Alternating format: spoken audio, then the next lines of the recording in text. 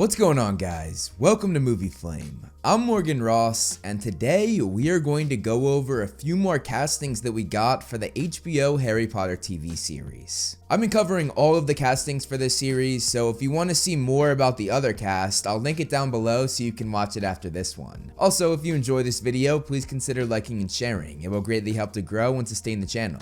And if you like what you see, hit that subscribe button, and you can also follow me on all of my other social media pages, all of which are linked down below, and all of which house similar content that I make here on this channel, especially my X or Twitter page, where I'm also heavily covering this show.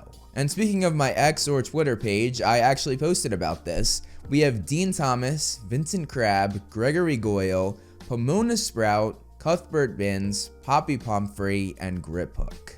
So I'm going to go through each of these actors, explain what their career has been so far and all of their notable roles, and then I'll react to how they look compared to the book. So we'll start with Lee Gill, who was playing GRIPHOOK. Lee was actually in the Fantastic Beasts movies, where he played a character named Red. It was a smaller role, but it's still pretty cool that he's been in a Wizarding World film. Then he was also in Joker 1 and 2, where he had a pretty big role playing Gary. I couldn't do anything that day.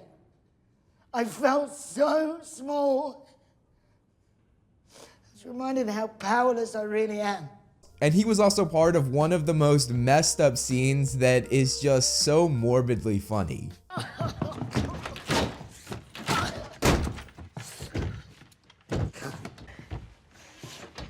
Hey, Arthur. Arthur, can you get a look? Lee also had a role in Game of Thrones, and he was part of a few indie films like Get Santa, and this one is wild. Lion versus the Little People. Whoever was behind this, they were putting everything, and I mean everything, into making sure they got us where they wanted us. But yeah, now let's look at the actual actors, starting with Lee Gill, who is playing GRIPHOOK. Obviously, it doesn't really matter what his face looks like because he's going to have a lot of prosthetics on. The big thing is his height though, and I've already made a video talking about how Warwick Davis, who played GRIPHOOK in the Deathly Hallows Part 1 and 2, is now returning as Phileas Flitwick. And this time, they're not going to have him play two different characters, hence why they brought Lee in. Moving on to Brid Brennan, who is playing Poppy POMFREY, the matron of the hospital wing in Hogwarts. So her career was pretty impressive, probably more impressive than any other actor that I'm going over in this video. So she actually won a Tony Award for Best Featured Actress in 1990 for the play Dancing at Lunasa. I tried to look up how to pronounce that, so I hope I said it right. It's a joke online though that people don't know how to say it, which I think is pretty funny. You're asking me what the name of the show is? It is called Dancing at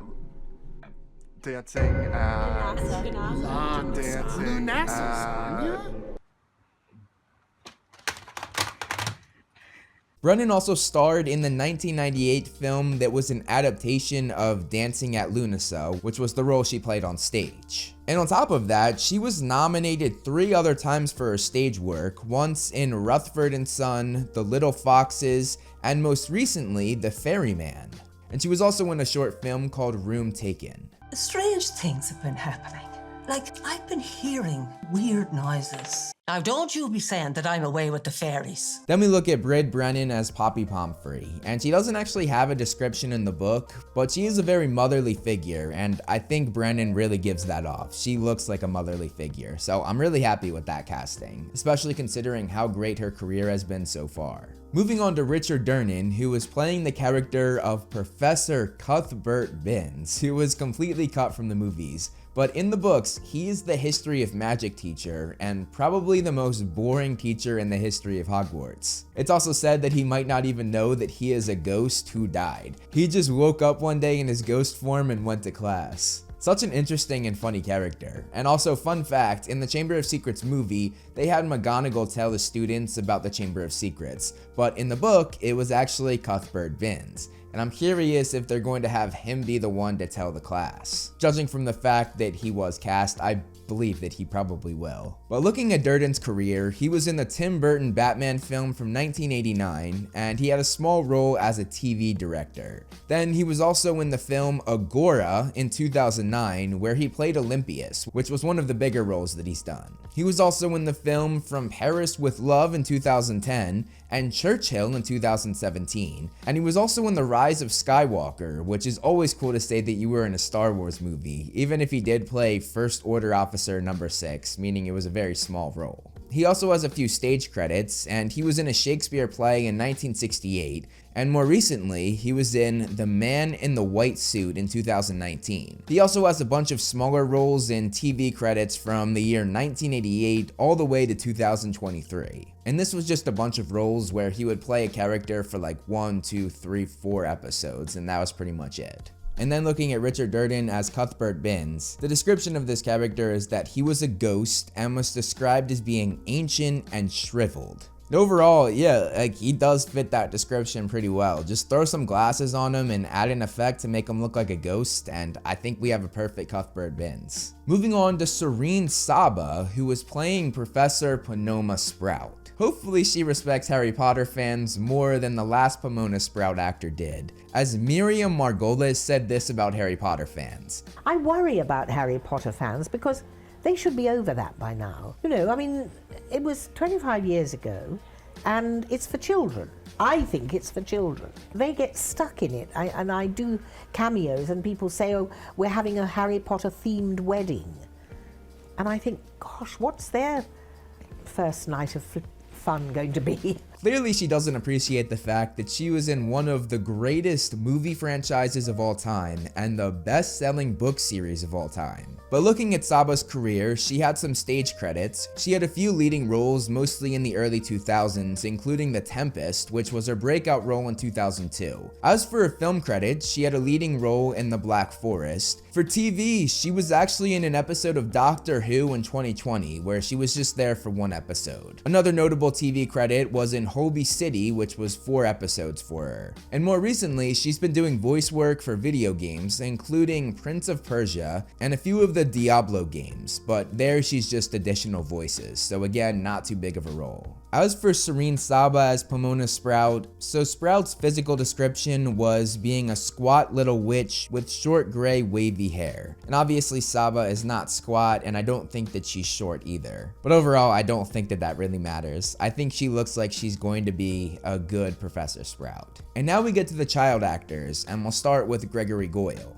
He's going to be played by William Nash, and I did a lot of digging, and he actually has no credits up to this point, none in stage work, none on TV, and none in movies. And I'll just skip ahead and say that Elijah Oshin is the same, as well as Finn Stevens is also the same. None of them have any credits in their acting careers. And then whenever you talk about the actor for Crabbe, you always have to bring up the fact that Jamie Wylett, I think that's how you say his name, Jamie Wylett, was not in the Deathly Hallows because he got in a lot of trouble, and eventually later on he was actually jailed for 2 years over being part of the London riots. Hopefully Finn Stevens has a little bit of a better life and a better career. I would love it if he was in all of the movies that Crabbe is supposed to be in, and that Crabbe is actually the one that dies instead of them making Goyle die in the movies because Crabbe couldn't be in the movie. So Crabbe's physical description was that he was large, very fat, had a thick neck, he had gorilla-like arms, a flat nose, and wore a pudding bowl style haircut. So the pudding bowl style haircut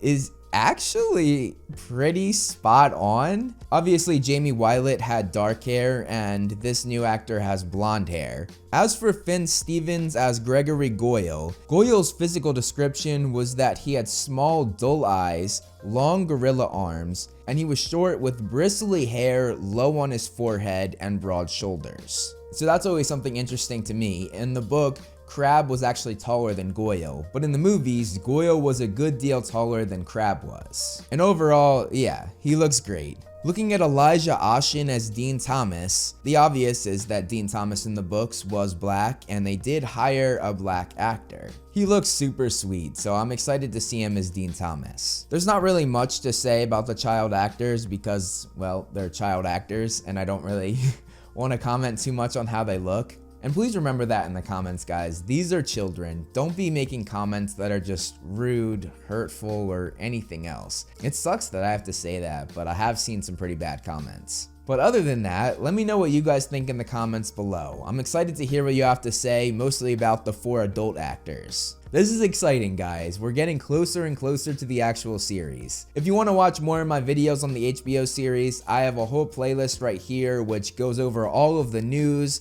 breakdowns, and some of my own opinions on the show. That's all I have for you guys today though. Thank you so much for watching, and I will see you in the next video.